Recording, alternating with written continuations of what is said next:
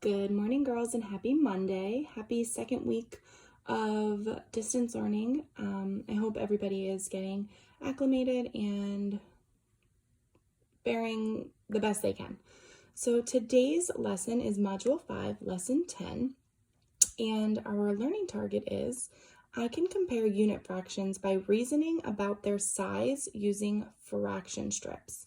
Now, I know nobody has their fraction strips at home or the flip book that we made, and that's fine. You don't need them. We're going to be drawing them today. I do have our little pieces I was able to grab before I left school, so I'll be using those, but I'll also be drawing so that you can draw along with me. So if you have a piece of plain white paper, or if you have lined paper, or if you have purple and black construction paper, whatever you have will work, whatever writing utensil will have will work. Just grab it and come join me for the lesson before you head to Zern. Start with a little bit of review. This is from, first grade, second grade. We're going to compare numbers. So the word compare means to find the similarities and differences, see which one's greater, see which one's less. So we're going to use our greater than, less than symbols today. So the first two numbers I want to compare are 5 and 3. This should just be easy review. Which number is bigger? So if 5 is bigger, our alligator is going to eat the 5. If our 3 is bigger, our alligator is going to eat the 3. The alligator eats the bigger number. I hope that sparks a little bit of, oh yeah, I remember that. So in the case of 5 and 3, 5 is the bigger number, so our alligator is going to eat the 5. Let's try a different one. Let's try 396 and 2,484. So I'm thinking to myself, which one of these is bigger? The first thing I noticed right off of the bat is this one has 3 numbers, this one has 4 numbers. So if I'm looking for the bigger number, obviously I'm going to go with the more numbers, 2,484. And then our last one I want to try is 1,614, 1,641. So the first thing I notice when I look at these two numbers is that they look so similar. They each have a 1, a 6, a 1, and a 4. But then I'm looking and I'm noticing they're in a different order. So this one, they both have the 1 in the front, so that's the same. Then they both have the 6 in the front, that's the same. But then I go to a 1 and I go to a 4. So I have to think, which one of those two is bigger? The 4. So my alligator is going to eat 1,641. Does this all sound familiar? We got a little bit of review on it. Are we ready to move on to fractions? So what we have here are some fraction strips that I've drawn, and I have the actual ones in, their block form, so we can use these later if we need them. But I wanted to draw them so that you could go ahead and draw them with me. So what you're gonna need to do is just draw 5 boxes, and you can see all of my rectangles are the same exact length. They start at the same spot, they end at the same spot. They're all the same length.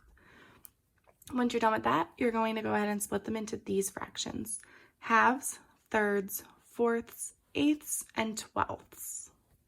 So once you've done that, you can come back. So I would suggest pausing your video, drawing your rectangles, splitting them up. Estimate to split. Again, it doesn't have to be perfect. Mine aren't perfect. What is that line? No one's sure. So go ahead and do that and then come back. So now I'm going to go ahead and shade one unit fraction on each of these. So I'm just going to be shading one part of each of these fraction strips. So the first one is 1/2. I'm going to shade 1/2. The second one is 1/3. I'm going to shade 1/3.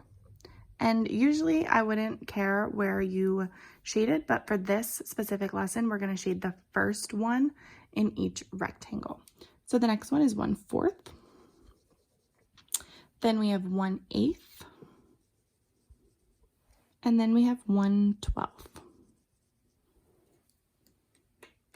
So your drawings should look like mine. So I want you to think about something. I want you to think about what you notice and I'll tell you what I notice. So look at these and tell me what you notice, and then I'm going to tell you what I notice. So take a couple seconds, think about what you notice.